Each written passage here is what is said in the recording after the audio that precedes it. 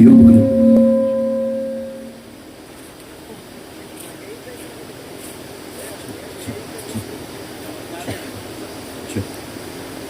యోబు గ్రంథము 9వ అధ్యాయము 10వ వచనము కలిసి చదువుకుందాం.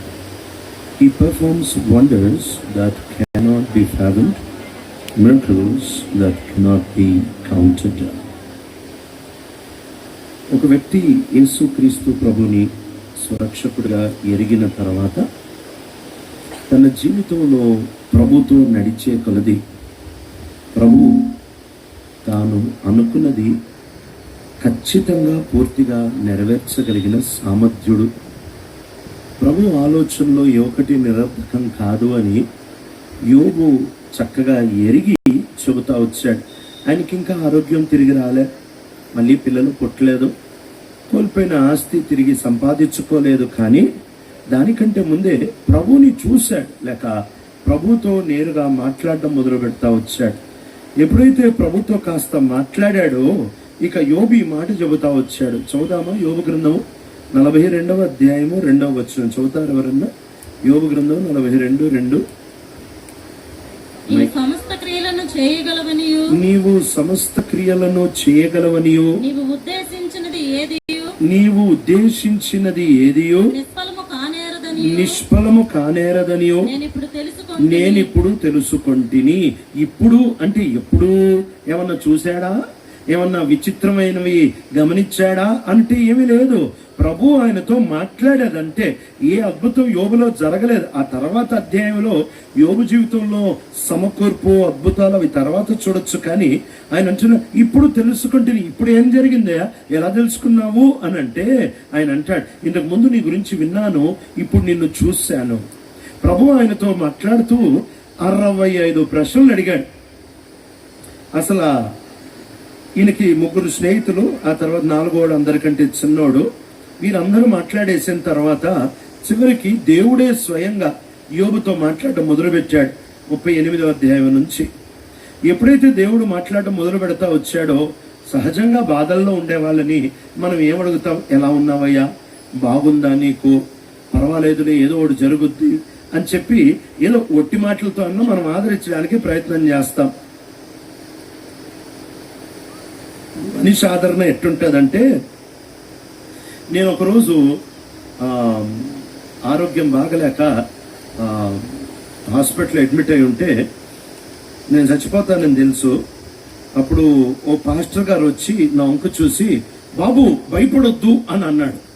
నాకెంత తిక్కలేవాలి, సస్తానని నాకు తెలుసు. ఆయన వచ్చి బాబు భయపడొద్దు అని అంటున్నాడు. నేను ఆయన వంక చూసి అడిగాను, ఎందుకు భయపడకూడదు, ఒక కారణం చెప్తావా అని అడిగాను. ఇప్పుడే వస్తా అన్నాడు. రాలే.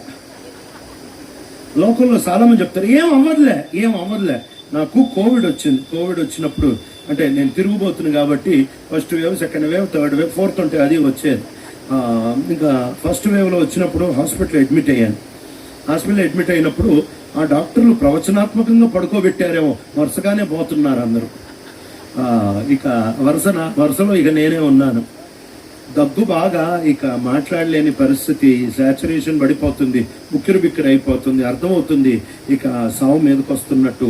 ఆ టైంలో సేవకులు ఫోన్ చేసి మాట్లాడుతూ ఉన్నారు. సేవకులు ఫోన్ చేసి ఏమంటున్నారో తెలుసా? అన్నా మీకేం అవ్వదన్నా. అయ్యేది నా కథ నాకు తెలుసు. మీకేం అవ్వదన్నా అంటే వీళ్ళేదో పెద్ద డాక్టర్ లేకపోతే నా పక్కన ఉన్నట్టే మీకేం అవ్వదన్నా అని చెప్పి అప్పుడు కూడా భలే కామెడీ చేశారు. ఏమన్నారో తెలుసా? మీకేమవ్వదన్నా. ఎందుకు అని అంటే దేవుడికి మీతో చాలా పని ఉందన్నా అంటే ఆ దగ్గుతూ నవ్వుకున్నాను. ఎందుకు అని అంటే మనకి దేవుడితో పని కానీ దేవుడికి మనతో ఏం పని? ఇది పిచ్చి కాకపోతే దేవుడికి ఎవరితో పని అవసరం లేదు. ఆయన పని ఆయన చేసుకోగలడు. ఆయనకి ఎవరితో పని లేదు. ఒక చేపంట సముద్రంలో ఉండి చేప సముద్రంతో అన్నంట, సముద్రం చాలా రోజుల నుంచి నేను నీకు హెల్ప్ చేస్తున్నాను, ఇక నేను బయటకు పోతా, నీ బతుకు నువ్వే బతుక్కో అందంట చేప సముద్రంతో. సముద్రం అందంట ఏంటంటే అంటే చేప ఉందంట, వినపడలేదా? నేను ఇన్ని సంవత్సరాలు నీకు హెల్ప్ చేసింది చాలు, ఇక నేను బయటకు పోతా, నీ బతుకు నువ్వే బతుక్కో అందంట. సముద్రం అందంట, బయటకు పో తెలుసుద్ది అంటే ఈ చేప టప్పని బయటకు దూకిందంట. దూకిన 6 నిమిషానికి ఇక హార్ట్ అటాక్ వచ్చినట్టు అనిపిస్తుందంట, పెరాలసిస్ స్ట్రోక్ వచ్చినట్టు అనిపిస్తుందంట, సాచురేషన్ పల్సు అన్నీ పడిపోతున్నాయి. లెంపకాయలు వేసుకొని వెంటనే లోపలికి దూకి నీకు నేను అవసరం లే కానీ నాకే నువ్వు అవసరం అందంట. దేవుడికి ఎవరు అవసరం లే. చదువుతారా మాట, చదువుతారా? అపోస్తుల కార్యాలు 17వ అధ్యాయం, అపోస్తుల కార్యాలు 17వ అధ్యాయము 25వ వచనము. ఆయన అందరికిని జీవమును ఊపిరిని సమస్తమును దయచేయువాడు గనుక తనకేదైనను కొదువై ఉన్నట్టు, బాగా గమనించండి, కొదువై ఉన్నట్టు మనుషుల చేతులతో సేవింపబడువాడు కాడు. మనుషు హస్తకృత్యములో నివసించేవాడు కాదు, మనుషుల చేతులతో సేవించబడువాడు కాదు. దేవుడికి ఎవరి సేవ అవసరంలే, దేవుడికి ఎవరి సేవ అవసరంలే. అయితే ఆయన భాగ్యాన్ని మనతో పంచుకోవడానికి బడిపెట్టుకున్నాడే కానీ మనం లేకపోతే ఆయన ఇలాంటి జోకులు వేస్తున్నారు మన సేవకులు. నేను కోవిడ్తో వస్తుంటే నువ్వు దేవుడికి చాలా అవసరం అంటే నాకు నవ్వు వస్తుంది. నేనేం అవసరం? ఎవడు అవసరం లేదు, ఆయనకి ఎవడు అవసరం లేదు. ఒకవేళ ఎవరన్నా ఆయనకు అవసరమైతే ఇక ఆయన దేవుడు ఎందుకు అవుతాడు? ఆయనకి ఎవరు అవసరం? మనకి దేవుడు అవసరం కానీ దేవుడికి మనం అవసరం లే. మెటికి ఆదరించే వాళ్ళు ఎవరైనా ఇలాంటి మాటలు చెబుతూ ఉంటారు, ఏం అవ్వదులే, భయపడొద్దులే, నీకు అది చేస్తానులే, ఇది చేస్తానులే. కానీ దేవుడు యోబుని కలవడం ఏమడిగాడో తెలుసా? వరుసగా 65 ప్రశ్నలు అడిగాడు. వరుసగా నాన్ స్టాప్ 65 క్వశ్చన్స్, ఇంచుమించు 65 ప్రశ్నలు అడుగుతా వచ్చాడు. ఈ ప్రశ్నలు ఏంటో తెలుసా? సముద్రానికి నేను గీత గీసినప్పుడు నువ్వు ఎక్కడున్నావు? ఆకాశానికి నేను తలుపులేసి బిగించినప్పుడు నువ్వు ఎక్కడున్నావు? కొండ మేకలు ఈను కాలం నీకు తెలుసా? ఉరుములు పంపించేటప్పుడు నువ్వు చూస్తావా? ఇవన్నీ అడిగితే అసలు నేను అనుకున్నాను, ఏమన్నా దేవుడు రాంగ్ అడ్రస్కి వచ్చాడా? యోబేంటి, ఆయన బాధ ఏంటి, ఆయన కష్టం ఏంటి? ఈ కష్టంలో ఈయన తబ్బిబ్బులు అయిపోతుంటే దేవుడు వచ్చి సైన్స్ ప్రశ్నలు అడుగుతాడేంటి? Physics test, botany test, geography test, politics test, ఈ స్పిరిచువాలిటీ టెస్ట్, అన్ని ప్రశ్నలు అడిగేశాడు. ఒకదానికి కూడా ఈ మనిషి దగ్గర జవాబు లేదు. ఏం చెప్తున్నాడు దేవుడు? అసలు ఇంత బాధలు ఉండేవాడు, ఇన్ని ప్రశ్నలు ఎందుకు అడుగుతున్నావు ప్రభా? సముద్రానికే పొలిమేరలు గీసి ఆపినోడిని నీ సమస్యలకి గీత గీలేనా? కొండ మేకలు ఈను కాలాన్ని నేను లెక్క పెడతాను, నీకు ఇన్ని నెలలు అయిపోయి ఇక నీకు డెలివరీ డేట్ వచ్చింది, లోపలికి రా అని చెప్పి నేను డెలివరీలు చేస్తా, నిన్ను నేను పట్టించుకోనా? ఒక్కొక్క ప్రశ్న తీసుకొని వచ్చి ఇంతకంటే ఎక్కువ నేను చూసుకోనా అన్నట్టు దేవుడు పరోక్షంగా యోబుతో మాట్లాడితే ఇప్పుడు యోబు అంటున్నాడు, నీవు సమస్త క్రియలు చేయగలవని, నీవు ఉద్దేశించినది ఏది నిష్ఫలం కానేరదని నేను ఇప్పుడు తెలుసుకున్నాను.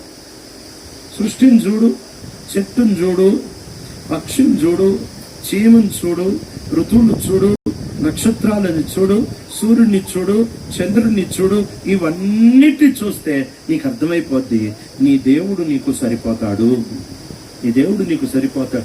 ఎందుకో మనం కేవలం అంతా ఆత్మీయంగానే ఇక అసలు లోకంలో ఎవడికి పనికి రాకుండా ఉట్టి దేవుడికే పనికి వచ్చేటట్టు తయారవుతున్నాం. అది చాలా అధ్వానమైన పరిస్థితి. ఓ భర్త ఒక భార్య, ఈ భర్త భార్యతో అస్సలేం మాట్లాడు, పొద్దున్న వేస్తే ప్రెజ్ లార్డ్ అంటాడు అంతే. ఇక ఆ తర్వాత ఇంకేం మాట్లాడు, కొంతసేపు అయిన తర్వాత అంటాడు. ఇక కూర్చున్న తర్వాత 10% చదివావా అంటాడు.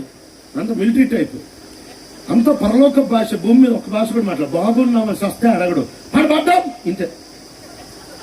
ఇలాంటి భర్తలు ఈ బాబాయ్ సిలువేత్త మేలు కదా. ఇలా కొంతమంది భార్యలు కూడా అంతే, ఉట్టి ప్రార్థనే, ఉట్టి భూమి మీద బతుకుతున్నాం, కొంచెం పక్కగా మనిషిలా కూడా బతకడు, ఒత్తి దేవదత్తులా బతకద్దా? భూమి మీద బతుకుతున్నప్పుడు మామూలుగా కూడా బతకడం నేర్చుకోవాలి. ఇట బతికారు ఎవరు? ఆ మంచి సమరయుని ఉపమానములో ఆ పైనుంచి యాజకుడు లేవీయుడు పైనుంచి వస్తున్నారు. వీళ్ళుట్టి దేవుడికే ఉపయోగపడతారు, పక్కోడికి ఉపయోగపడరు. అస్సలు ఉట్టి దేవుడికే. ఇలాంటి వాళ్ళు అక్కడ దండగే ఇక్కడ దండగే. మా ప్రాంతంలో ఒక మాట అంటారు, నా గరక నా గాటక అంటారు. అంటే ఒక గాడిద ఉందంట సాకలోడికి. ఆ గాడిదంట ఇంటి దగ్గర నుంచి బట్టలు తీసుకెళ్లి ఓ చెరువులో బట్టలు ఉతుకుతారు. ఆ చెరువుకి నడుచుకుంటూ వెళ్తాదంట. అక్కడ ఈ చాకలైన భార్య ఉంటుంది. ఆ ఉతికిన బట్టలు దాని మీద ఎత్తే అది మళ్ళీ ఇంటికి తెస్తాదంట. మళ్ళీ ఈయన ముతికి బట్టలు ఎత్తే అది మళ్ళీ అక్కడ తీసుకెళ్తారు. ఇది అటు ఇటు తిరుగుతూ ఉంటే ఈ ఊరు వాళ్ళందరికీ ఎంతకి ఇది ఇంటి గాడిదా చెరువు గాడిదా అర్థం కాదు. నా గరక నా గాటక అంటారా. అంటే ఇక్కడ ఉన్నప్పుడు కాస్త ఇక్కడ కూడా ఆలోచించాలి. యేసుప్రభు ఎంత చక్కగా ఉన్నాడు తెలుసా. ఆకాశ పక్షులని చూడుడి అంటే ఆయనకు టైం ఉండిందండి. అవి కూడా చూశాడు. గడ్డి పువ్వులని చూడుడి ఆయన చక్కగా వాటిని కూడా గమనిస్తూ వచ్చాడు. ఆయన అడుగుతూ వచ్చాడు, ఇదిగో ఆకాశం ఇట్లయినప్పుడు సూచన ఏంటి, ఇదిగో అంజూరపు చెట్టు ఇట్లయినప్పుడు. అంటే యేసుప్రభు వారు ఇక్కడ బతికినప్పుడు ఇక్కడ కూడా బతికారు. కాబట్టి మనం మామూలు మనుషుల్లాగా ముందు బతకడం నేర్చుకోవాలి, ఆ తర్వాత ఆత్మీయుల్లాగా బతకచ్చు. మెటికి ప్రభు మన జీవితంలో ఎప్పుడైతే మన రక్షకుడిగా వస్తాడో ఆయన మన జీవితాన్ని ఒక అద్భుతంగా చేసి పెట్టేస్తాడు. దాంట్లో మొదటి అద్భుతాన్ని ఉదయకాలం మనం చూడడానికి ప్రయత్నం చేస్తా వచ్చాం. దేవుడు నీ శరీరంలో ఒక విచిత్రమైన ఆయన అద్భుతం చేస్తాడు. ప్రపంచం ఏమంటదంటే అద్భుతం అంటే రోగాలు పోవడమే, కానీ బైబిల్ ఏం చెప్తాది అని అంటే రోగాలు ఉండంగా కూడా ఆయన అనుకున్న పని జరిగిస్తాడు.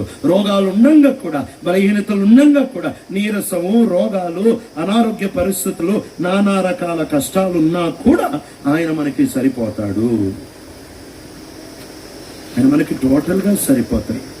ఈరోజు మన జీవితంలో ఆయన మన శరీరంలో ఈ పని చేయాలనుకుంటున్నాడు. నువ్వు ఆయనకు అందుబాటులో ఉండు, ఆయన అనుకున్న పనిని నీ బలహీనమైన శరీరంతో ముగిచ్చి పెడతాడు. రెండో అద్భుతం. ఇక ఉదయకాలం 2 సెషన్లో మాట్లాడలేకపోయాను కాబట్టి ఈ సెషన్లో ఒక అద్భుతం గురించి చెప్పి ముగించడానికి ప్రయత్నం చేస్తాను. రెండవది ఆత్మీయ జీవితంలో ఒక అద్భుతం. ప్రతిరోజు ఒక అద్భుతమే ఆత్మీయ జీవితం. అద్భుతం అంటే ఏమనుకుంటారు అని అంటే ప్రజలు వరములు అద్భుతం అనుకుంటారు. అబ్బే అవి అద్భుతాలే, కానీ దాన్ని మించిన అద్భుతం, వరముల కంటే మించిన అద్భుతం, తెలియని భాషలో మాట్లాడడం కంటే మించిన అద్భుతం, స్వస్థపరచడం కంటే విచిత్రమైన అద్భుతం, బోధలు చేయడం కంటే విచిత్రమైన అద్భుతం. ఏంటి ఆ అద్భుతం అంటే పాపమును జయించడం. పాపం జయించడం అంత పెద్ద అద్భుతం ఆత్మీయ జీవితంలో ఇంకోటి లేదు. యేసు ప్రభు నిన్ను నన్ను రక్షించిన తర్వాత ఆయన నీ జీవితాన్ని ఎంతగా బలపరచాలనుకుంటున్నాడంటే, ఎంత అద్భుతంగా తీర్చిదిద్దాలనుకుంటున్నాడంటే పాపమును జయించేవాడిగా. పాపం జయించడం అంటే ఏంటో తెలుసా? చాలాసార్లు పాపం జయించడం అంటే మనం 3 నిర్వచనాలు ఇస్తుంటాం. 3 తప్పే. పాపం చేయకుండా ఆగడం అనుకుంటాం, లేకపోతే పాపాన్ని తగ్గించుకోవడం అనుకుంటాం, లేక శోధనలు వచ్చినప్పుడు పారిపోవడం మాత్రమే అని అనుకుంటాం. ఇది కాదండి విజయవంతమైన జీవితం అంటే. ఉదాహరణకి దావీదు గొలియాతు కథలో గొలియాతు వచ్చినప్పుడు ఈ ఇశ్రాయేలు ప్రజలందరూ చూశారు, తప్పించుకున్నారు, చూశారు, పారిపోయారు, చూశారు, దాచుకున్నారు. వీళ్ళు ఇంటికి వచ్చి వాళ్ళ భార్యలకి మేము యుద్ధానికి వెళ్ళాం తెలుసా, ఆడికి దొరకకుండా పారిపోయాం, మేము ఎంత గెలిచాం తెలుసా అంటే భార్య అంటే నీకు అనుబుద్ధి ఉందా? పారిపోవడం అవడం విజయం అంటాడా? పారిపోవడం విజయం కాదు, తప్పించుకోవడం విజయం కాదు, దాన్ని చంపడం విజయం. పోదామా? రోమిలికి రాసిన పత్రిక 8వ అధ్యాయము 13వ వచనం. రోమిలికి రాసిన పత్రిక 8వ అధ్యాయము 13వ వచనం. అందరం కలిసి చదువుకున్నాం. ముఖ్యమైన మాట కదా. రోమిలికి రాసిన పత్రిక 8వ అధ్యాయము 11వ వచనం కలిసి చదువుకున్నాం. If you live by the misdeeds of your body, you will die. But if by the Spirit you put to death the misdeeds of your body, you will live. శరీర క్రియలను ఆత్మ ద్వారా చంపిన ఎడల మీరు జీవించగరు. ఇదండి అద్భుతం. ఇది ప్రతి క్షణం అనుభవించగలిగిన అద్భుతము.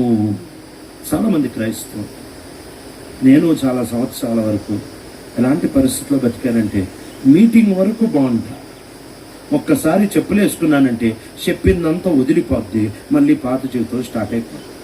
మీటింగ్ వరకు బాగుంటా, విశ్వాసులందరూ ప్రైజ్ లార్డ్ భాష మాట్లాడుకునే వరకు చాలా బాగుంటాను. ఇక్కడ వరకు ఈ వాతావరణము, ఈ విశ్వాసం ఇప్పటి వరకు బాగానే ఉంటాను. కానీ ఒక్కసారి చెప్పులు వేసుకొని మళ్ళీ నా గత జీవితానికి మళ్ళీ నా ఒంటరి జీవితానికి వెళ్ళానంటే పడిపోయే దయనీయమైన పరిస్థితిలో బ్రతికేవాడిని ఒకప్పుడు. చాలా మంది క్రైస్తవులు ఇలానే బ్రతుకుతున్నారు కదా. మీటింగ్కి వస్తాం, కూర్చుంటాం, వింటాం, అంత అయిపోతుంది. మళ్ళీ నువ్వు ఇంటికి వెళ్ళిన తర్వాత అదే షార్ట్లు, అదే రీళ్ళు, అదే ముచ్చట్లు, అదే చాటింగ్లు, అదే ఇన్స్టాగ్రాము, అదే యూట్యూబ్, అదే నిద్రపోవడాలు, అదే అడ్డగోలుగా తినడాలు, అదే నియంత్రణ లేకుండా మాట్లాడడాలు, అదే అదే అదే పాత జీవితం, అదే అఫేర్లు, అదే అదే పాడైపోయిన జీవితం. ప్రభు ఇలాంటి జీవితాన్ని మనల్ని పిలవట్లేదు, ఒక అద్భుతం కొరకు పిలుస్తూ ఉంటున్నాడు. ఎలాంటి అద్భుతమో తెలుసా? ఆయన మనసు ఎలాంటిదో తెలుసా? ఎంత చక్కటి మనస్సు అంటే ఆయనది. విజయవంతమైన జీవితమును ఆయన మనకి ఇవ్వాలనుకుంటున్నాడు. దీన్ని మించిన అద్భుతం ఇంకోటి లేదండి. దీన్ని మించిన అద్భుతం ఇంకోటి లేదు.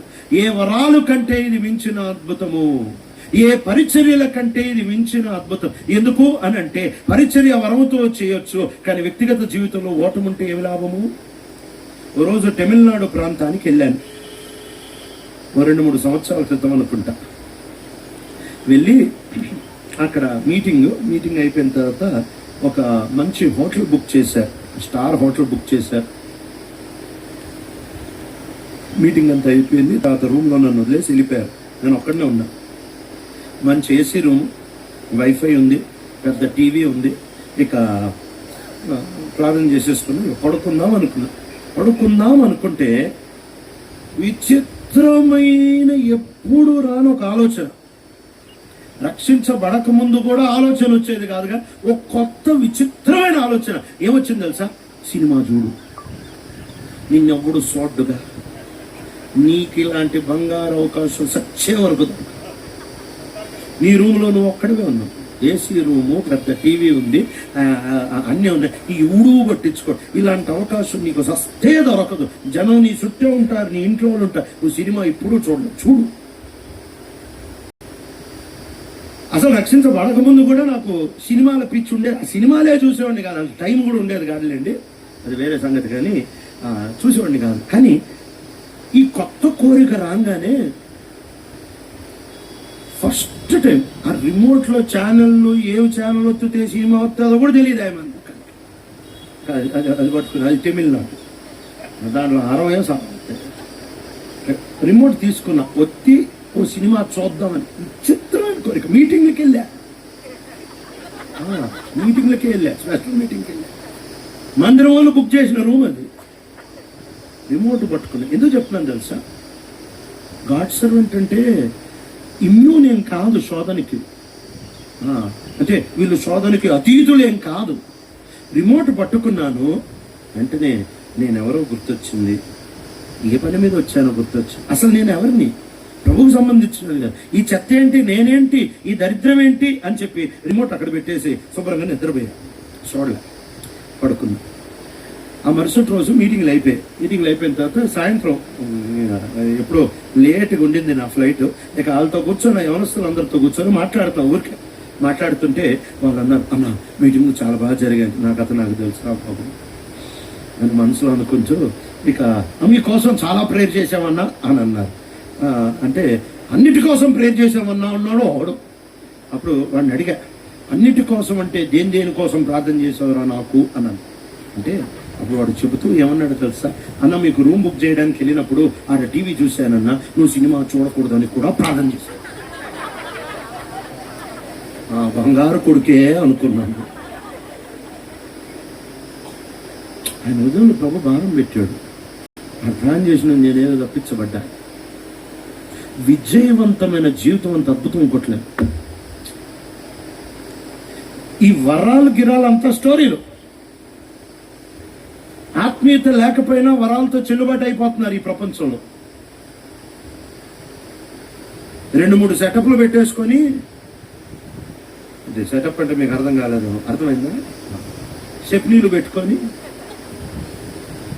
చక్కగా పాటలు పాడతారు తెలుసా? వాళ్ళు పాడతారు. జనం బా ఏం ఆత్మీయుడు అంటే ఆల్రెడీ 2 ఉంటారు వెనక. మీటింగ్లో కూడా ఒక ఆమె వచ్చి కూర్చొని ఉంటారు. బోధకులు. ఒక ఆయన బ్యాంక్ మేనేజర్, గిఫ్ట్ తీసుకోడు, భలే బాధ చేస్తాడు. బాధ అంటే నెక్స్ట్ లెవెల్ చేస్తాడు. కానీ సిగరెట్లు తాగే అలవాడు. ఎవడికి తెలీదు. ఆయన ఒక్కడే ఉన్నప్పుడు సిగరెట్ తాగితే, బయటకు వస్తే మాత్రం బైబిల్ భక్సింగ్ గారి స్టైల్లో పట్టుకుంటాడు. నల్ల బైబిల్ ఇటు పట్టుకుంటాడు, రైట్కే పాపిడి దూతాడు, ఆ చెప్పులు వేసుకొని బ్లాక్ బెల్టే పెడతాడు, సేమ్ టు సేమ్. ఒకటి ఏంటంటే ఈ సీరియల్ అవుతాడు, అది ఎవరికి తెలుసు. నార్త్ ఇండియాకి వెళ్ళాడు మినిస్ట్రీ, ఇయర్ ఎండింగ్ మినిస్ట్రీ అయిపోయిన తర్వాత ఇక పొద్దుగాలే ట్రైన్ ఉంటే ట్రైన్ ఎక్కడానికి వచ్చి అంత పొద్దున్న ఢిల్లీలో ఎవడరా మనోడు ఎవడు స్టేషన్లో తగులుతాడని చెప్పి ఇక తట్టుకోలేక సిగరెట్ వెలిగించాడు. డిసెంబర్ నెల మంచి చలి ప్రాంతం కదా, సిగరెట్ వెలిగించాడు. మన విశ్వాసులు సర్వాంతర్యాములు, ఎక్కడన్నా తగులుతారు, ఎప్పుడన్నా తగులుతారు. ఇక్కడ తగలరని ఎప్పుడు అనుకోబాక, అడవిలో కూడా కేకారణ్యంలో కూడా తిరుగుతుంటారు. మనం ప్రైజ్ లార్డ్ అంటారు జాగ్రత్త. ఈ ప్రైజ్ లార్డ్ బ్రదర్ తగులుతున్నాడు, ఈయన అప్పటికి వెలిగించాడు, నోట్లో నుంచి పొగలుతున్నాడు. ఆయన ప్రైజ్ లార్డ్ అన్నాడు. ప్రైజ్ లార్డ్ అంటే ఆయన ఎంత ప్రైజ్ లార్డ్ అమాయకుడు అంటే, ఈయన చలి పొగేమో అనుకున్నాడు, ఆయన సిగరెట్ పొగని గుర్తుపట్ల. ఎవడు ఎక్స్పెక్ట్ చేస్తాడండి, వాక్యం చెప్పాను సిగరెట్ తాగుతాడు. సో ఆయన ఎక్స్పెక్ట్ కూడా చేయలే. ఆయన ప్రైజ్ లార్డ్ అనగానే ఈయన చేతిలో మండుతున్న సిగరెట్ తీసుకొని జోబులో అట్టే పెట్టాడు. సిగరెట్ కాలుతుంది, జోబులో అట్టే పెట్టాడు. ఇప్పుడు ఆ సిగరెట్ లోపల కాలుతుంది. ఎదుట ఆయన మాట్లాడుతూ వాళ్ళు చెప్పారు బ్రదర్ వాక్యం, ఒక మాట ప్రార్థన చేయండి నా కోసం అంటే, ఈయన సర్లే చేస్తాను పోనన్నా అనాలా? అబ్బే భక్తి తగ్గదా? జోబులో సిగరెట్ అట్టానే పట్టుకొని రెండోదారి ప్రేర్ చేస్తానని కోసం మీరు చేసి కళ్ళు మూసుకొని దీర్ఘ ప్రార్థన చేస్తున్నాడు. ఎంత దీర్ఘ ప్రార్థన చేస్తున్నాడంటే ఆ సిగరెట్ మొత్తం వెనక వరకు కాదు. ఈయన ఇంకా ప్రార్థనలోనే ఉన్నాడు. ఏం యాక్షన్ చూడండి. జీవితం బాగలేకపోయిన వరాలతో చెల్లుబాటు అయిపోవచ్చు. ఆ సిగరెట్ పూర్తిగా వెనక వరకు కాలి తొడకి సురుకు అంటంగానే ఒక్కసారి సురుక్కి వెనక్కి పడ్డాడు. ట్రైన్ వెళ్ళిన దెబ్బకు చచ్చాడు. జాగ్రత్త, వరాలు అద్భుతం కాదు, అస్సలు నమ్మొద్దు. ప్రభు వరాల్ని చూసి మోసపోవద్దు అని చెబుతా వచ్చాడు. నీ ఫలాన్ని చూడమని చెప్తా వచ్చాడు. చాలా జాగ్రత్త, చాలా జాగ్రత్త. వరాల బట్టి మోసపోవద్దు. ఈనాటి క్రైస్తవ ప్రపంచం ఎర్రి గొర్రెలనాలో ఏమనాలో తెలియదు, కానీ వరం ఉంటే చాలా ఓతగా లైన్ కడతారు. వరాలు వెనకాల పడదు. వరాల జీవితం అద్భుతమైన జీవితం కాదు. అసలు అద్భుతమైన జీవితం అంటే పాపంపై విజయం. వ్యక్తిగత జీవితంలో ఒంటరిగా ఉన్నప్పుడు, ఎవడు చూడనప్పుడు పాపంపై విజయం. యేసుప్రభు వారి మనసు ఏంటో తెలుసా? ఆయన మనస్సు ఈ అద్భుతమైన జీవితంలో రావడానికి 3 మెట్లు చెప్తా. దేవుని యొక్క వాక్యంలో నుంచి 3 మెట్లు మీ ముందు పెట్టడానికి ప్రయత్నం చేస్తా. మత్తయి 14లో అవసరం లేదు. మత్తయి 14లో యేసు ప్రభు వీళ్ళని బలవంతంగా దోనెక్కించి పంపించేశాడు. వీళ్ళు తెడ్లేసుకొని పోతా ఉన్నారు. రాత్రి అయిపోయింది. యేసు ప్రభు నీళ్ళ మీద నడుచుకుంటూ వస్తున్నారు. ఆయన నీళ్ళ మీద నడుచుకుంటూ వస్తుంటే వీళ్ళు భయపడ్డారు, భూతం వస్తుంది అని. మన నీళ్ళ మీద నడిచేది భూతమే కదా. నాలాంటి వాడు ఉంటే ఆడే గుండె చచ్చాడు. భూతం గీతం తర్వాత ఈయన భూతం అని గట్టి కేకలేసి అరుచుకుంటున్నారు. వీళ్ళందరూ దోనిలో బయటకి దూకలేరు. ఎందుకు అని అంటే ఇక దూకితే దగ్గరే అవుతారు ఆ భూతానికి, ఎటు తప్పించుకోలేరు, కేకలేస్తున్నారు. అప్పుడు యేసుప్రభు ఏమన్నాడంటే, నేనే భయపడుకుడి అని అన్నాడు. నేనే భయపడుకుడి అని అన్నాడు. ఇప్పుడు పేతురుకు ఒక భలే డౌట్ వచ్చింది. భూతమే యేసు ప్రభు స్వరంలో మాట్లాడి మిమిక్రీ చేస్తే మనం ఏమవుతాం? భూతం కూడా మిమిక్రీ చేయొచ్చు కదా. సో ఇప్పుడు ప్రూఫ్ కావాలి. ఇది భూతమా ఏసా ప్రూఫ్ కావాలి. ప్రూఫ్ లో ఏమడిగాడు తెలుసా? నువ్వు నిజంగా యేసువైతే, నువ్వు భూతం కాకపోతే, నువ్వు నిజంగా జీసస్, నువ్వు నిజంగా యేసువైతే ఇదే ప్రూఫ్. ఏంటి తెలుసా ప్రూఫ్?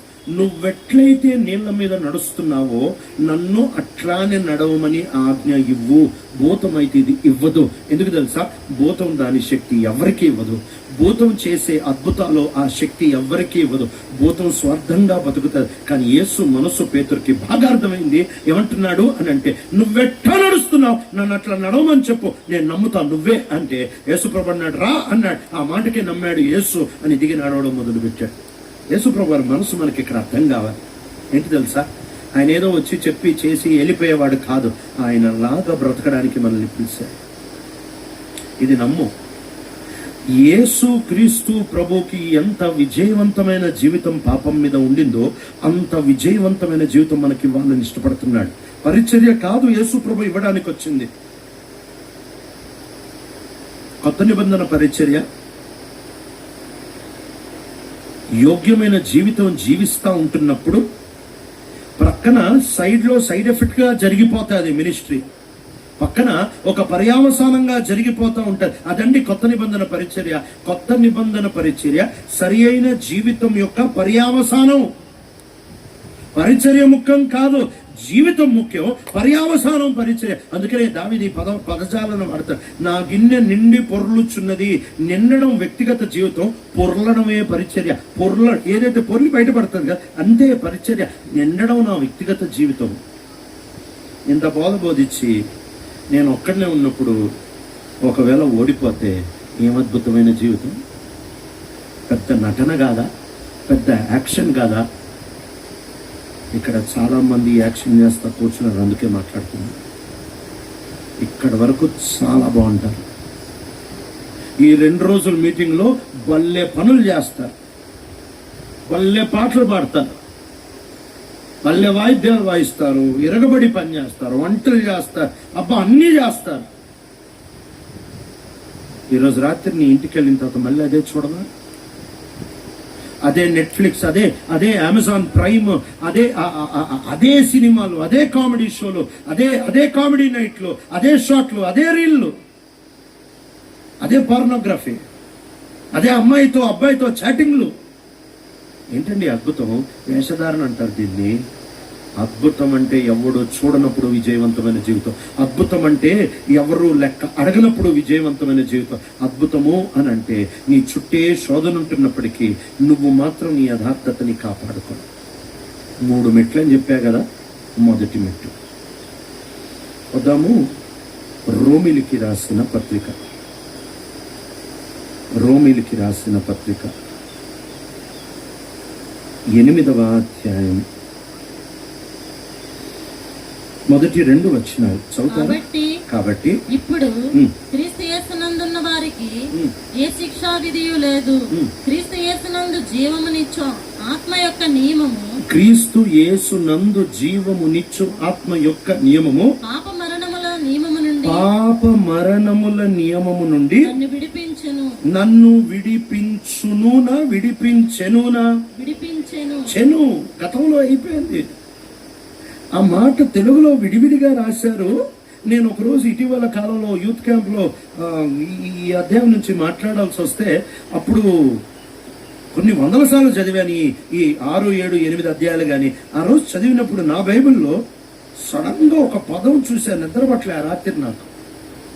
నేను ఒకసారి ఇంగ్లీష్లో చదువుతాను. మొదటి 2 వచనాలు. Therefore there is now no condemnation to those who are in Christ Jesus, because through Christ Jesus the law of the Spirit of life has set us free from the law of sin and death. క్రీస్తు యేసునందు ఏ శిక్షా విధి లేదు అని చెప్పి ఇంగ్లీష్లో ఒక పదం తగిలిచ్చారు. ఏంటంటే ఎందుకంటే అని తగిలిచ్చారు. బికాస్ ఆ ఎందుకంటే చాలా ఆశ్చర్యపోయాను నేను. ఎందుకంటే నేను రక్షించబడ్డానని నువ్వు అంటున్నావు కదా, ఏంటి ప్రూఫ్?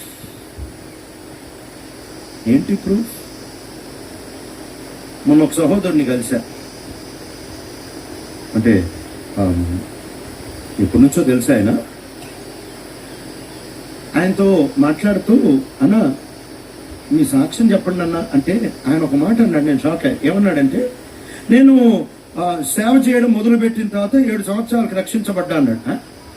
సేవ చేసిన 7 సంవత్సరాలకు రక్షించబడ్డావా? నాకు స్టోరీ అర్థం కావట్లేదన్న, కాస్త వివరంగా చెప్పు అన్నా. ఎవడన్నా రక్షించబడి సేవకొస్తాడు, నువ్వు సేవకు వచ్చిన తర్వాత రక్షించబడ్డం ఏంటి అంటే అప్పుడు చెప్పాడు. వాళ్ళ ఊర్లో ఈయన మందుబాబు, ఈయన కళ్ళు కాంపౌండ్లో ఉంటాడు. మంత ఎత్తి కళ్ళు తాగుతుంటాడు. ఇది ఒకటే పని, వేరే పని ఏం చేయడు. ఆ ఒక్క పని నమ్మకంగా చేస్తాడు పొద్దున్న సాయంత్రం. ఈయన కళ్ళు కాంపౌండ్లో కూర్చొని తాగుతున్నాడు కళ్ళు. కాజీపేట అంటే వరంగల్ పక్కన కాజీపేట వ్యాన్ వేసుకొని వాళ్ళు సువార్తకి వెళ్ళారు. సువార్తకి వెళ్ళి ఆ ఊరంతా సువార్త చేశారు, కళ్ళు కాంపౌండ్లో తప్ప. ఈయన లోపల కూర్చున్నాడు. ఇక వాళ్ళు పాట పాడుకుంటా వెళ్ళేటప్పుడు మైక్లో ఒక పాట ఏం పాడారు అని అంటే, యేసుక్రీస్తు నామం శక్తి గల నామము, దయ్యములు ఎల్లగొట్టును, భూతములు ఎల్లగొట్టును అనే పాట పాడుకుంటా వాళ్ళు వెళ్ళిపోయారు. ఈయన తాగుతూ ఆ పాట ఈయన చెవిన పడింది. చెవిన మాత్రమే కాదు, గుండెలో కూడా ఆ మాటలు అలా రిజిస్టర్ అయిపోయాయి. యేసుక్రీస్తు నామం శక్తి గల నామం, దయ్యములు పోవును, భూతములు పోవును, లాజర్ని తిరిగి లేపిన నామం అనే ఈ పాట మాత్రం లోపల పడిపోయింది. ఇక సాయంత్రం అయిపోయింది, ఈయన కడుపు నిండా దాగేశాడు కళ్ళు కాంపౌండ్లో. ఆఫీస్ డ్యూటీ అయిపోయింది కాబట్టి ఇక మళ్ళీ ఇంటికి బయలుదేరాడు.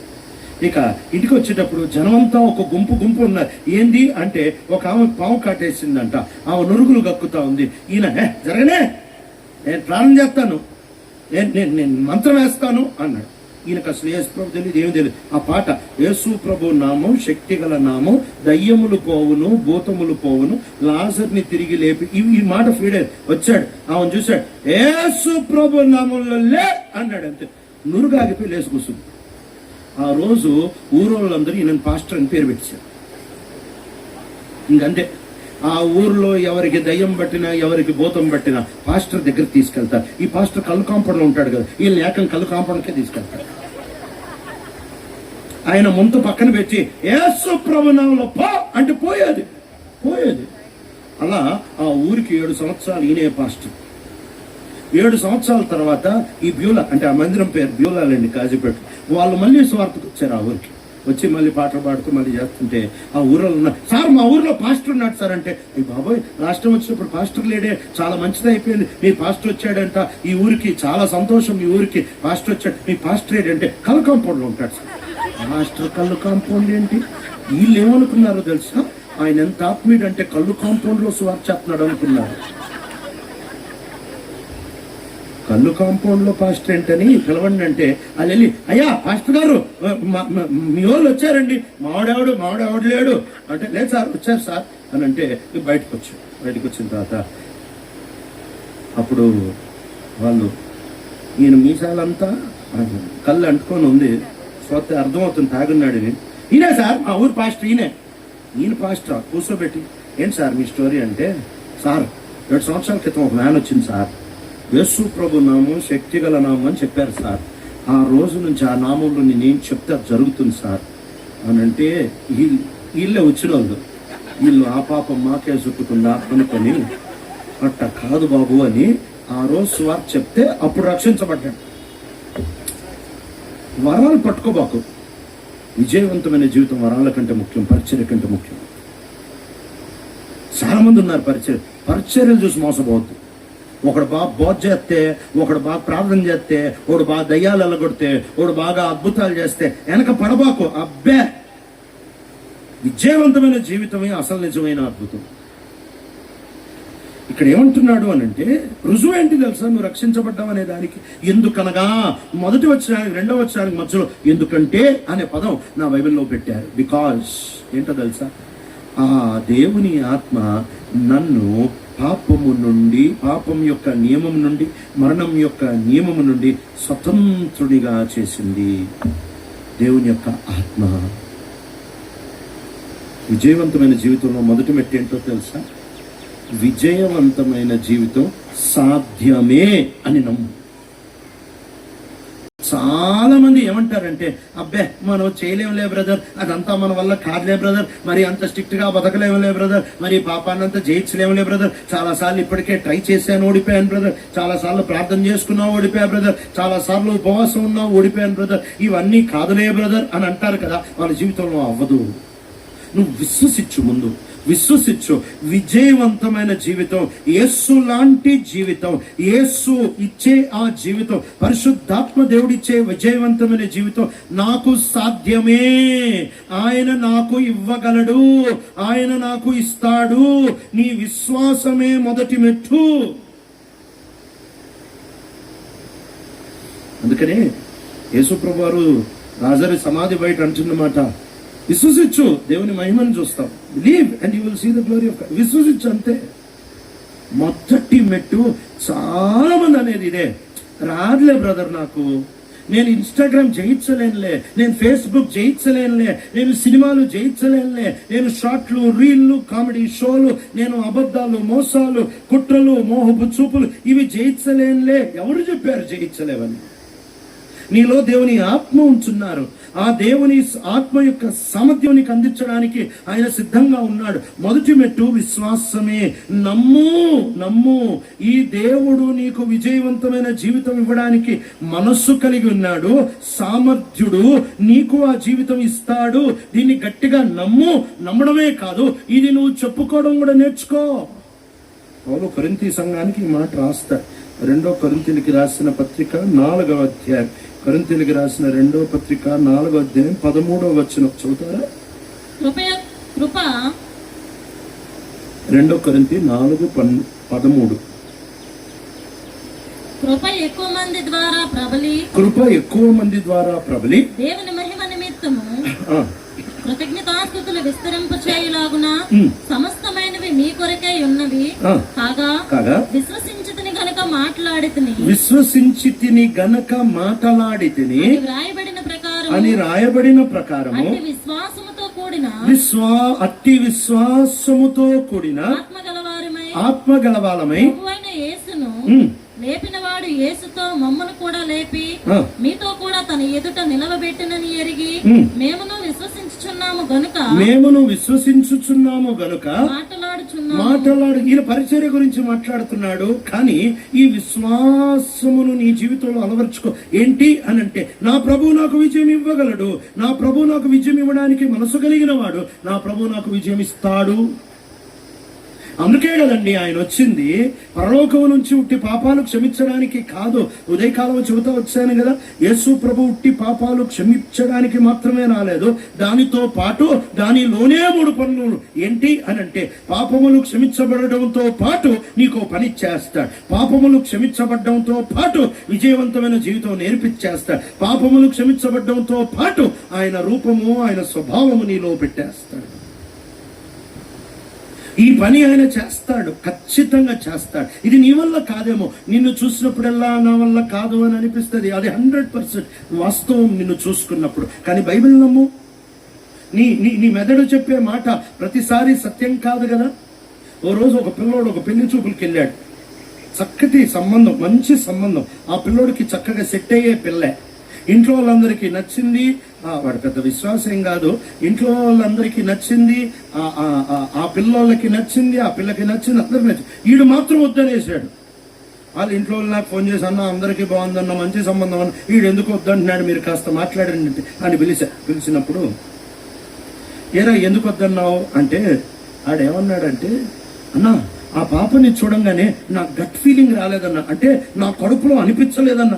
కడుపులో అనిపించడం ఏంటో, నాకు లోపల అనిపించలేదంట. అప్పుడు నేను అడిగాను, మొన్న నువ్వు ఎగ్జామ్ రాసావు కదా, ఆ ఎగ్జామ్లో నీకు మధ్యతర ఒక మోస్తరు మార్కులు ఎందుకు వచ్చాయి, ఫస్ట్ ఎందుకు రాలేదురా? నీకు ప్రతి ఆన్సర్ దగ్గర ఆగి నీ కడుపును అడగాల్సింది, ఏమనిపిస్తుందా అని రాస్తే ఫస్ట్ వచ్చేవాడివిగా. ఇలా కడుపులు చెప్తే అందరికీ ఫస్ట్ ర్యాంకులు రావు. కడుపులు చెప్పవు, కడుపుతో ఎండడానికి ఉంది, అరిగించుకోవడానికి ఉందంతే. కడుపులు ఆన్సర్లు చెప్పవు. నాకు అనిపించింది. వాడు ఆ కుష్ఠరోగి పేరు నయమాన్ అంట వచ్చాడు. వచ్చినప్పుడు ఎలీషా ఈ జవాబు పంపిస్తే చాలా కోపం వచ్చిందంట. ఎందుకు సార్ మీకు కోపం వచ్చిందంటే, నయమాన్ ఏమంటున్నాడు తెలుసా, ఆయన బయటకు వస్తాడు, ఓ కర్ర పట్టుకుంటాడు, ఆ రోగం ఉన్న చేట ఆడిస్తాడని నేను అనుకుంటుని. ఎవడనుకోమన్నాడు నిన్ను? నువ్వెవడు నన్ను చూసావా? నువ్వెవడు అనుకున్నాడంట. ఈ అనుకోవడాలు పక్కన పెట్టు, బైబిల్ యొక్క వాక్యం యొక్క సత్యంలోనికి రా. బైబిల్ చెప్తున్న సత్యం ఏంటి అని అంటే, యేసు క్రీస్తు ప్రభు వారిని ఆయన మనకు అనుగ్రహించాడు. యేసు ప్రభువారు ఆయన చనిపోయి తిరిగి లేచిన తర్వాత ఆరోహణం అయిపోయాడు. తన శిష్యులతో చెబుతా వచ్చాడు, నేను వెళ్ళిపోవడం మంచిది. అదేంటి ప్రభు నువ్వు వెళ్ళిపోవడం మంచిది అంటావేంటి అంటే, నేను వెళ్ళిపోవడం చాలా మంచిది. ఎందుకు ప్రభా నువ్వు వెళ్ళిపోవడం మంచిది అని అంటే, నేనున్నాను అనుకో, నేను యెరూషలేములో ఉంటే ఎరికోలో ఉండలే, నేను ఎరికోలో ఉంటే ఇండియాలో ఉండలే, నేను ఒకవేళ అమెరికాలో ఉంటే గలావల్లిలో ఉండలే, నేను గలావల్లిలో ఉంటే రాజంలో ఉండలేను, నేను ఉంటే ఒక చోటే ఉండగలను. కానీ నేను వెళ్ళిపోయాను అనుకో, పరిశుద్ధాత్మ దేవుడు వస్తాడు, ఆయన ప్రతి స్థలంలో అందరిలో ఉంటాడు, రక్షించబడిన వారిలో. పరిశుద్ధాత్మ దేవుడు ఎందుకు వచ్చాడు? ఒకవేళ విజయవంతమైన జీవితం అసాధ్యమైతే దండకు కాదు ఆయన వచ్చి. ఇక ఆయన వచ్చేవి లాభము? ఇలా మీటింగుల్లో యాక్షన్ చేసే జీవితానికి పరిశుద్ధాత్మ దేవుడు అవసరమా? ఇలా బోధించేటప్పుడు బాగుండి మళ్ళీ రూమ్కి వెళ్ళిన తర్వాత చెత్త చూసుకునే ముఖాలకి పరిశుద్ధాత్మ దేవుడు అవసరమా? ఇలాంటి ద్వంద్వ జీవితం, ఇలాంటి వేషధారణ జీవితం, ఇలాంటి కుట్ర జీవితం, ఇలాంటి ఓడిపోయిన జీవితాన్ని ఇవ్వడానికి పరిశుద్ధాత్మ దేవుడు అవసరమా? ఈ నటనకి పరిశుద్ధాత్మ దేవుడు అవసరం లేదు. పరిశుద్ధాత్మ దేవుడిని ఎందుకు ఇచ్చాడో తెలుసా? విజయవంతమైన జీవితం 100% సాధ్యమే. ముందు విశ్వసించడం నేర్చుకో. వారు విశ్వాసములను బట్టి అగ్ని జ్వాలని ఆరుస్తా వచ్చారు. వారు విశ్వాసమును బట్టి విజయం పొందుతా వచ్చారు. విశ్వాసమే మీ విజయము. ఈ రోజు నుంచి నమ్ము. ప్రభువు నాకు విజయవంతమైన జీవితం ఇవ్వడానికి మనసు కలిగిన వాడు, ప్రభువు నాకు విజయవంతమైన జీవితం ఇవ్వడానికి సమర్థుడు, నాకు విజయవంతమైన జీవితం ఇస్తాడు. 100% అనుభవిస్తావు. పట్టుపట్టి అడుగు. నువ్వు నన్ను పిలిచింది ఇలాంటి జీవితానికి కాదు కదా ప్రభా, రాజీ పడి సర్దుకొనిపోయి ఇక్కడ ఒకలాగా అక్కడ ఒకలాగా, ఇది కాదు కదా నువ్వు నన్ను పిలిచిన బతుక్కి. నాకు విజయవంతమైన జీవితం నా హక్కు. యేసు క్రీస్తు ప్రభులో అది మన జన్మ హక్కు అని అడుగు. దీనంత అద్భుతం ఇంకోట్లేదు. మొట్టమొదటిది విశ్వసించు, విజయవంతమైన జీవితం సాధ్యమని. ఇది మొదటి మెట్టు. రెండో మెట్టు మనం చదివిన వచనం రోమా 8:13, ఆత్మ ద్వారా శరీర క్రియలను చంపిన ఎడల జీవించెదరు.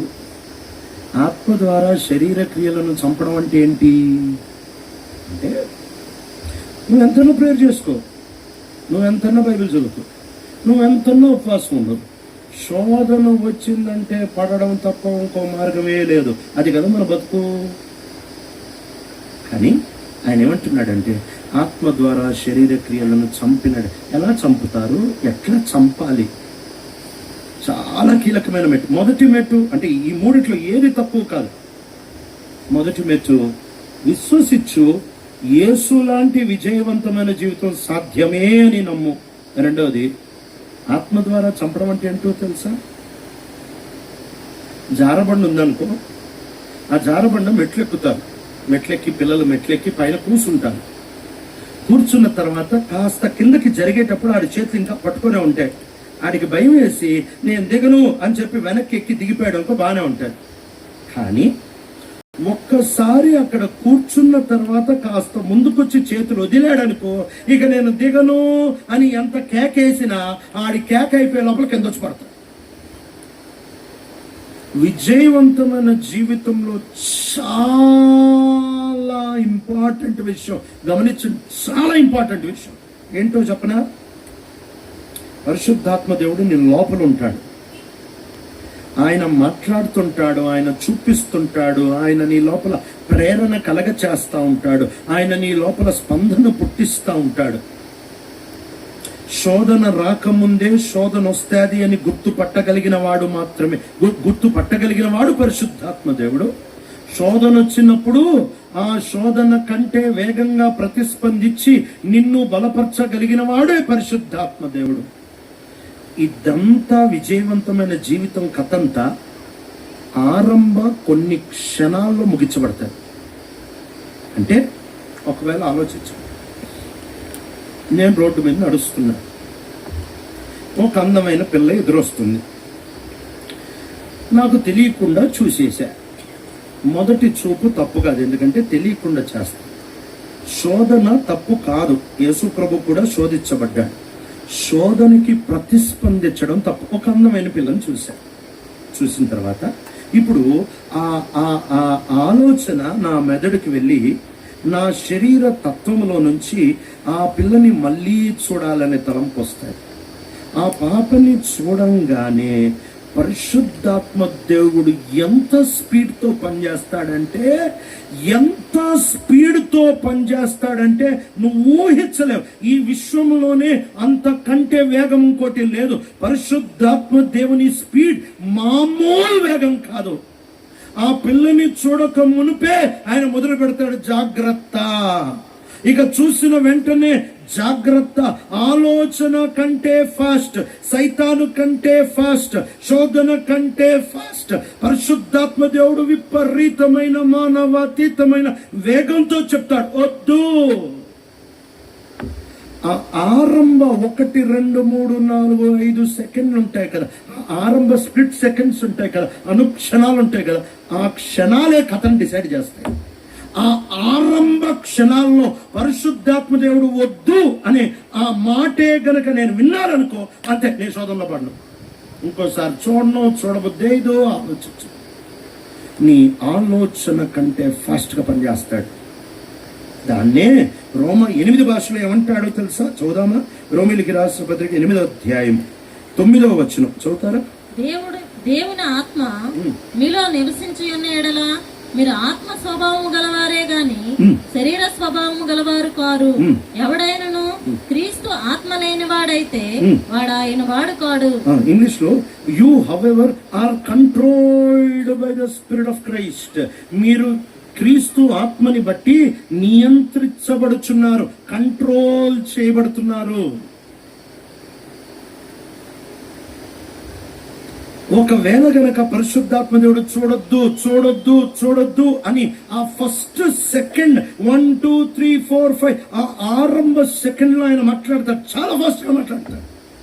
ఆయన మాట్లాడినప్పుడు నేను గనక ఏమవ్వదులే అని గనక చూశాను అనుకో, ఇక తర్వాత నేను నా ఆలోచనలో పడడం, నేను జారిపోవడం, నేను మనసులో పాపం చేయడం 100% జరుగుతుంది. నువ్వు ఇక దాన్ని ఆపుకోలేవు. నువ్వెంతన్నా బైబిల్ చదువుకో, నువ్వెంతన్నా ప్రేర్ చేసుకో, నువ్వెంతన్నా ఉపవాసం.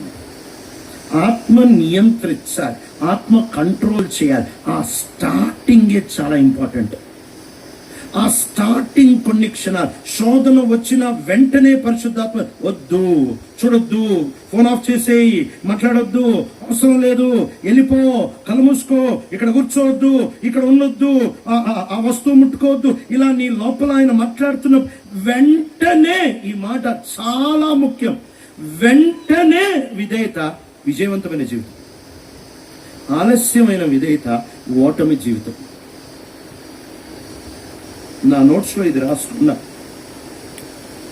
శోధన ప్లస్ సమయం ఈజ్ ఈక్వల్ టు ఓడిపోయిన జీవితం. శోధన మైనస్ సమయం ఈజ్ ఈక్వల్ టు విజయవంతమైన జీవితం. అంతే. Temptation plus time is equal to defeated life. Temptation minus time is equal to overcoming life. అంతే. శోధనకి పరిశుద్ధాత్మ దేవుడు వద్దు అని చెప్పి ఆపినప్పుడు, టైం ఇవ్వకపోతే శోధన చచ్చిపోద్ది. చేప బతకడానికి నీళ్ళు ఎట్లా కావాలో, మనిషి బతకడానికి ఆక్సిజన్ ఎట్లా కావాలో, శోధన బతకడానికి టైం కావాలి. నువ్వు శోధనకి టైం ఇవ్వలేదనుకో, అది చచ్చిపోద్ది. ఇట్లా టైం. దీన్ని మించిన అద్భుతం ఏముందండి? వరాలు, పరిచర్యలు, మందిరాలు, లేకపోతే విశ్వవ్యాప్తి పరిచర్యలు, ఇవి అద్భుతాలు కావు. నో, కాదు. ఎంతమంది పెద్ద పెద్ద గుళ్ళు కట్టట్లేదు, ఎంతమంది పెద్ద పెద్ద మస్జిద్లు కట్టట్లేదు, ఎంతమంది సొంత సంస్థలు తయారు చేయట్లేదు, విశ్వవ్యాప్తంగా తిరగట్లేదు. అదేమన్నా అద్భుతమా? విజయవంతమైన జీవితం. విజయవంతమైన జీవితం. విజయవంతమైన జీవితంలో మొదటి మెట్టు నమ్ము. ప్రభు నాకు ఇది ఇవ్వడానికి ఇష్టపడుతున్నాను, నమ్ము, గట్టిగా నమ్ము, అంతే. రెండోది ఆ ఆరంభ క్షణాలు, పరిశుద్ధాత్మ దేవుడు సున్నితంగా నీతో మాట్లాడినప్పుడు ఆ ఆరంభ క్షణాలు చాలా ఇంపార్టెంట్. నువ్వు పడ్డ ప్రతిసారి నువ్వెందుకు పడతావో తెలుసా? నేనేం పడలే, కొంచెంసేపు చూసి మానేస్తా. ఆ కొంచెంసేపు ఎంట్రీ, ఎగ్జిట్ అవ్వవు. కొన్నిసార్లు నువ్వు ఫోన్ ముట్టుకుంటావు దేనికో తెలుసా? మెసేజ్ చూడ్డానికి. పరిశుద్ధాత్మ దేవుడు వద్దంటే మాని. ఎందుకు తెలుసా? నువ్వు తీసేది మెసేజ్ కోసమే, ఓపెన్ చేసేది మెసేజ్ కోసం, చూడడం ఆరంభించేది మెసేజ్ కోసమే. కానీ మెసేజ్ ఏమో అక్కడి నుంచి ఎక్కడికో వెళ్ళిపోతావు. ఊరు ప్రపంచం అంతా తిరిగేసి ప్రతి చెత్తబుట్లో ఉంటున్న చెత్త అంతా ఒళ్ళంతా పూసుకొని ఆ తర్వాత బయటకు వస్తావు. విజయవంతమైన జీవితం పరిశుద్ధాత్మ దేవుడు చాలా స్పీడ్గా మాట్లాడతాడు, వెంటనే మాట్లాడతాడు. సాతాను యొక్క పన్నాగములన్నీ పరిశుద్ధాత్మ దేవునికి తెలుసు. నీ పరిస్థితి ఆయనకి తెలుసు.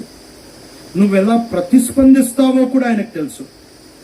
సాతాను పన్నాగాలు తెలుసు, నీ పరిస్థితి తెలుసు, నీ ప్రతిస్పందన కూడా తెలుసు.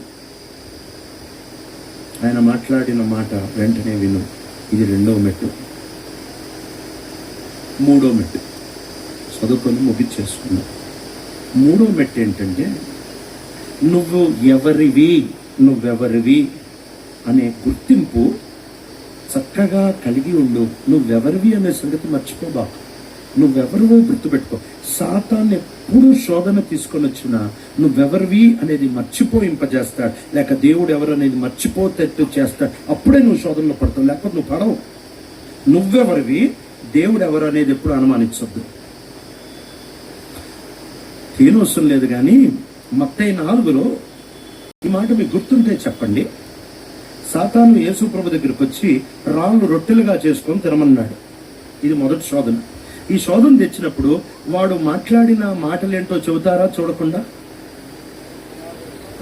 నీవు దేవుని కుమారుడవైతే, ఇదేనండి వాడి ప్రశ్న ఎప్పుడు ఇదే. నువ్వు నిజంగా వీడివైతే, నువ్వు నిజంగా వాడివైతే, నువ్వు నిజంగా దేవుని బిడ్డ అయితే, ఈ గుర్తింపు మీదే వాడు దాడి చేస్తాడు. యేసు ప్రభు దగ్గరికి వచ్చి నువ్వు నిజంగా దేవుని కుమారుడవైతే. రెండవ శోధన ఓ పెద్ద ఎత్తైన మందిరంలో ఎత్తైన స్థలాన్ని తీసుకెళ్ళి అక్కడ కూడా మళ్ళీ ఇదే మాట, నువ్వు దేవుని కుమారుడవైతే దూకు. ఇప్పుడు ఎవడన్నా నా దగ్గరకు వచ్చి నువ్వు మంజిత్ పాలు అయితే టీని కాఫీగా చేయి అని అంటే, నేను టీని కాఫీగా చేయకపోయినా నేను మంజిత్ పాలు దాన్ని చూపించుకోవాల్సిన అవసరం పెచ్చకపోతే నాకెందుకు? నాకు డౌట్ ఉంటే చూపించుకోవాలి, కానీ నాకు డౌటే లేదు కదా. నేను మంజిత్ పాలన్నా ఖచ్చితంగా తెలుసు కదా. యేసుప్రభు నేను దేవుని కుమారుడిని నాకు తెలుసు, రాళ్ళు రొట్టెలుగా చేస్తేనే కాదు, నాకు ఆల్రెడీ తెలుసు, చేయాల్సిన అవసరమే లేదు, దూకాల్సిన అవసరమే లేదు. ఆయన ఎవరో ఆయనకి తెలుసు. అవ దగ్గరకు వచ్చాడు. ఇదే శోధన, ఇదే వాడి శోధన అంతా. ఎప్పుడు ఇదే, నువ్వెవరివి అనేది అనుమానం పుట్టిస్తాడు, దేవుడెవరో అనుమానం పుట్టిస్తాడు. సరే యేసుప్రభుది ముగించుకొని అవ్వ దగ్గరికి వెళ్దాం. 3వ శోధన ఏంటంటే, యేసు ప్రభుతో దేవుడు ఈయనేనా ఏమంటున్నాడంటే, ఇదిగో 30 సంవత్సరాల నుంచి తండ్రి దేవా అనుకొని ఓ తెగ ఆరాధనలు చేస్తున్నావు. 30 సంవత్సరాల నుంచి ఏమి ఇచ్చాడు నీకు? ఒక ఆధార్ కార్డు ఇచ్చాడా? ఓ రేషన్ కార్డు ఇచ్చాడా? నీకు ఓ ప్లాట్ ఇచ్చాడా? ఒక ఇల్లు ఇచ్చాడా? పడుకోవడానికి ఒక నొలక మంచం అని ఇచ్చాడు, ఓ దిండన్ని ఇచ్చాడు. ఏమిచ్చాడు యేసు మీకు? మీ నాన్న ఏమిచ్చాడు? ఓ తెగ ఆరాధన చేస్తావు, పొద్దున్న లేచి పొద్దుగూకులు సాయంత్రం వరకు తెగ ఆరాధన చేస్తావు. ఏమిచ్చాడు నీ తండ్రి నీకు? నేనున్నా చూడు ఎంత మంచోడ్ను. నేను ఎంత మంచోడ్ను అంటే, రోజు ఆరాధన చేయమని చెప్పట్లేదు, రోజు 4 గంటలకి నన్ను ఆరాధించమని. ఒక్కసారి జీవితంలో ఒక్కసారి నన్ను ఆరాధన చేయి. ఇదిగో నీకు కనిపిస్తున్న దేశాలు, వాటి వైభవం, ఆ దేశాలు, వాటి మహిమంతా తెచ్చి నీకు ఇచ్చేస్తా. మీ తండ్రి ఉన్నాడు, ఆయన మంచోడా? నేను మంచోడ్నా? ఆయన మంచోడైతే ఇన్ని ఆరాధనలకి ఏమి ఇచ్చాడు నీకు? నేను చూడు ఎంత మంచోడ్ను, ఒక ఆరాధనకి ఇంత ఇస్తా అంటున్నా. నేను కదా మంచోడిని. ఆయన ప్రేమ కలిగినోడు, నేను ప్రేమ కలిగినోడు. ఆయన ప్రేమ కలిగినోడు అయితే ఇన్నిసార్లు ఆరాధన చేశాడు. ఏమిచ్చాడు నీకు? నేను చూడు ఎంత మంచోడిని, ఎంత ప్రేమ కలిగి మొత్తం ఇస్తా అంటున్నా. దేవుని మీద అనుమానం. యేసుప్రభు సాతానం వెనక పోము, ఈ స్టోరీలు వద్దురా. నాకు తెలుసు నా దేవుడు ఎవరు. ఈ 2 గనక ఖచ్చితంగా నీకు తెలిస్తే నువ్వెవరివి, దేవుడు ఎవరు? నువ్వు పడవు. అవ్వెందుకు పడిందో తెలుసా? వచ్చాడు అవ్వతో ఇదే 2 మాటలు చెప్పాడు. ఏం చెప్పాడు అని అంటే, నీ కళ్ళు తెరవబడతాయి, నువ్వు దేవత వలె అయిపోతావు, దేవుళ్ళ వలె. నా బైబిల్లో అయితే దేవుళ్ళ వలె అయిపోతావు, మంచి చెడ్డలు నీకు తెలిసిపోతాయి అంటే. ఇంకో మాటలు ఏమంటున్నాడు తెలుసా? దేవుడు నిన్ను ప్రేమించట్లే, నువ్వు పైకి రావడం ఆయనకి ఇష్టంలే, నువ్వు జ్ఞానం కలిగి బతకడం ఆయనకి ఇష్టంలే, మంచి చెడ్డలు స్వచ్ఛందంగా తెలుసుకోవడం ఆయనకి ఏమాత్రం ఇష్టంలే, మిమ్మల్ని అదిమేసి మిమ్మల్ని తొక్కేసి మీ బతుకులు ఇక్కడే పెడదాం అదే ఆయనకి ఇష్టం. మీరు దేవుడికి పెద్ద ముఖ్యమైన వాళ్ళు ఏం కాదు, మీరు దేవుడికి పెద్ద ప్రియమైన వాళ్ళు ఏం కాదు, మీరు దేవుడికి పెద్ద కావాల్సిన వాళ్ళు ఏం కాదు. ఇది వాడు చెప్పిన అబద్ధం, ఆమె నమ్మింది అబద్ధం. రెండో అబద్ధం ఏం చెప్తున్నాడు తెలుసా? దేవుడేమో మీరు నిశ్చయంగా చచ్చదనంటే వీడు అంటున్నాడు మీరు చావనే చావ. ఆయన అబద్ధాలు చెప్తాడు, దేవుడు అబద్ధాలు చెప్తాడు. నేను సత్యం చెప్తున్నా, మీరు చావనే చావను. ఏ రోజైతే ఆమె దేవుణ్ణి అనుమానించిందో, ఆమె ఎవరో అనుమానించిందో, వెంటనే ఆ చెట్టు ఫలం చూసినప్పుడు ఎట్ట కనిపించిందో తెలుసా? రమ్యంగా కనిపించిందంట. ఇన్ని సంవత్సరాలు ఆ చెట్టుకి నీళ్లు పోసిందే, ఎప్పుడు కనపడలేదు రమ్యంగా. అదే చెట్టుని ఎన్ని వందల సార్లు దుడిచింది, రోజు చూస్తాదే ఆ చెట్టుని, ఆ చెట్టుకి నీళ్లు పెడతాదే, రోజు ఆ చెట్టు దగ్గర నుంచే తిరుగుతాదే, ఆ చెట్టు ఫలం ముందు అప్పుడు కనపడలేదే. ఇప్పుడు ఎప్పుడైతే తన మీద తనకి అనుమానం వచ్చిందో, ఈ దేవుడి మీద అనుమానం వచ్చిందో, ఇప్పుడు చెట్టు విచిత్రంగా కనబడుతుంది, చెట్టు అందంగా కనబడుతుంది, చెట్టు ఏదో ఒక రకంగా కనబడుతుంది. నువ్వెవరవో గ్రహించినప్పుడు, ప్రభు ఎవరో వాస్తవంగా నువ్వు ఎరిగినప్పుడు శోధనగా చూస్తావు. ఎప్పుడైతే నిన్ను నువ్వు వేరుగా అర్థం చేసుకుంటావు, ప్రభుని వేరుగా అర్థం చేసుకుంటావు, శోధన రమ్యంగా కనిపిస్తావు. నువ్వెవరివి? బైబిల్ చదివేటప్పుడు రాసుకో నువ్వెవరివి. ఇంటికెళ్ళి ఈ పంచి చాలా ఉపయోగపడతాను.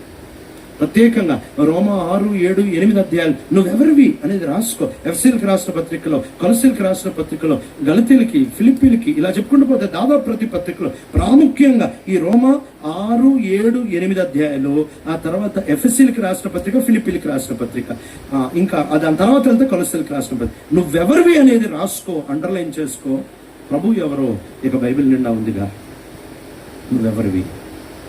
నువ్వెవరివి అనేది తెలుసుకున్నావు అనుకో, నువ్వు పాపం చేయవు. గుర్తు చేసుకో నువ్వెవరో మళ్ళీ గుర్తు చేసుకో. ప్రభు విజయవంతమైన జీవితం ఇస్తాడు. ఆయన లెక్కలేనని అద్భుతాలు చేస్తాడు, లెక్కలేనని అద్భుతాలు. ఆత్మీయ జీవితం అద్భుతం సేవ కాదు, పరిచర్య కాదు, వరాలు కాదు, ప్రదర్శనలు కాదు, జనం ఏమనుకుంటారో కాదు. నా రహస్య జీవితంలో విజయం సంపాదించడానికి మించిన అద్భుతం పుట్టలేదు. మొదటి మెట్టు నమ్ము, గట్టిగా నమ్ము. ప్రభు నాకు విజయవంతమైన జీవితం. ఎట్లాంటి విజయవంతమైన జీవితం ఇస్తాడో తెలుసా? యేసుప్రభు అంటున్నాడు కదా, రా నేను ఎట్ట నీళ్ళ మీద నడుస్తున్నాను, నువ్వు కూడా నడువు. అలాంటి విజయవంతమైన జీవితం ఇస్తాడు. పౌలు అంటున్నాడు కదా, క్రీస్తు యేసు ప్రభు కలిగిన ఈ మనస్సు మీరును కలిగి ఉండండి. ఫిలిప్పీ 2:5 అంటాడు. యేసు ప్రభు అంటున్నాడు మత్తయి కొండ మీద ప్రసంగంలో 5:48, 6:48 అంటాడు ఈ మాట. మీ పరలోకపు తండ్రి పరిపూర్ణుడు కనుక మీరును పరిపూర్ణులై ఉండండి. అంత పరిపూర్ణత. పేతురు రాసిన 2వ పత్రిక 1వ అధ్యాయము 4వ వచనం. ఆయన మనస్సు మీకు చక్కగా అర్థం అవుద్ది. ఆ వచనం చదువుతారా? పేతురు రాసిన 2వ పత్రిక 1వ అధ్యాయము 4వ వచనం. 2వ పత్రిక 1వ అధ్యాయం 4. ఆ మహిమ గుణాతిశయములను బట్టి ఆయన మనకు అమూల్యములను అత్యధికములనైన వాగ్దానములను అనుగ్రహించి ఉన్నాడు. దురాశను అనుసరించుట వలన, గమనించండి, దురాశని అనుసరించుట వలన లోకమందున్న భ్రష్టత్వమును ఈ వాగ్దానముల మూలముగా మీరు తప్పించుకొని దేవ స్వభావమునందు పాలివారగునట్లు వాటిని అనుగ్రహించారు. ఎంత ఉన్నతమైన ప్రణాళిక! దైవ స్వభావము మనకిద్దామనుకుంటున్నాడంట. He wants to give his exact nature. ఆయన స్వభావమును మనకిద్దామనుకుంటున్నాడంట. గట్టిగా అడుగు. నువ్వు రాసావు కదా, ప్రభా నీ స్వభావం నా హక్కు, నీ స్వభావం నా హక్కు. ఆయన స్వభావం ఇవ్వడం అంటే ఏంటో తెలుసా? దైవ స్వభావంలో పాలిపంపులు కలిగి ఉండడం అంటే ఏంటో తెలుసా? దేవుని స్వభావం రెండు గుంపులుగా విభజించవచ్చు. మొదటి స్వభావం ఏంటి అంటే పంచుకోగలిగిన స్వభావం. రెండవ స్వభావం ఏంటి అంటే పంచుకోలేని స్వభావం. పంచుకోగలిగిన స్వభావం అంటే ఆయన సర్వశక్తిమంతుడు, అది పంచుకోలేడు. కానీ ఆయన ప్రేమ పంచుకోగలడు. ఆయన పంచుకునే గుణగణాలన్నీ మనకిస్తా అంటున్నాడు. ఇది మన హక్కు అండి. అడగండి, నమ్ము. యేసు ఎలా బ్రతికాడో నన్ను అలా బ్రతికించగలడు. యేసుని ఏ ఆత్మ అయితే ఎఫెసీ 1 నుంచి చెప్తున్నా, ఏ ఆత్మ అయితే ఆయనని మృతులలో నుండి పాతాళములో నుండి లేపి అన్ని అధికారాలు అన్ని ఆధిపత్యాల మీదుగా ఆయనని సింహాసనములో కూర్చోబెడతా వచ్చాడు, అదే పరిశుద్ధాత్మ దేవుడు మనలో ఉన్నాడు. ఈ మాట చెప్పనా? యోసేపు పోతీఫర్ భార్య ముందు నిలబడినప్పుడు అర్ధనగ్నంగానో నగ్నంగానో నిలబడిన స్త్రీ, ఈయన ఈ పండు యవనంలో ఎవడో చూడని కాలంలో ఆయన మీద పడిపోయి రా పాపం చేద్దామని మీద పడిపోతే, ఏ పరిశుద్ధాత్మ దేవుడైతే కాళ్ళకి వేగాన్ని అందించి పరిగెత్తిచ్చాడో, మోషేకి ఐగుప్తు దేశం యొక్క సమృద్ధి ఐశ్వర్యం అంతా ముందు పెడితే నాకు అవసరం లేదు అని అనడానికి ఏ పరిశుద్ధాత్మ దేవుడు సాయం చేశాడు. అరణ్యంలో 40 దినములు 40 రాత్రులు సాతాను శోధించగా ఏ పరిశుద్ధాత్మ దేవుడు యేసుకి సాయం చేశాడు. ఏ పరిశుద్ధాత్మ దేవుడు పారిపోయిన పేతుర్ని తలక్రిందులుగా సిలువేసి ఎంత ధైర్యం ఇచ్చాడో, అదే పరిశుద్ధాత్మ దేవుడు నీలో ఉన్నాడు. సేమ్ పరిశుద్ధాత్మ దేవుడు నీలో ఉన్నాడు.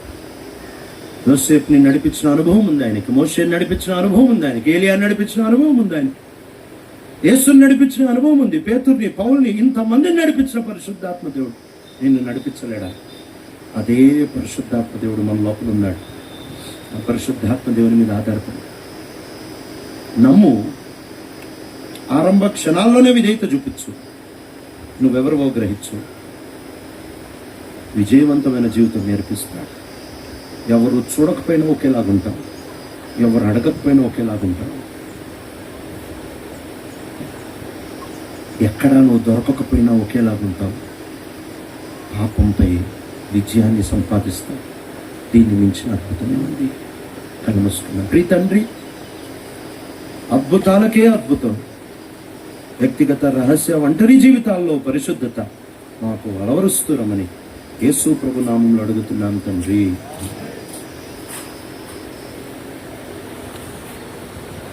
ప్రభు కృపలో మరి ఈ దినము కార్యక్రమం అంతట్లో ప్రభు సహాయం చేశారు.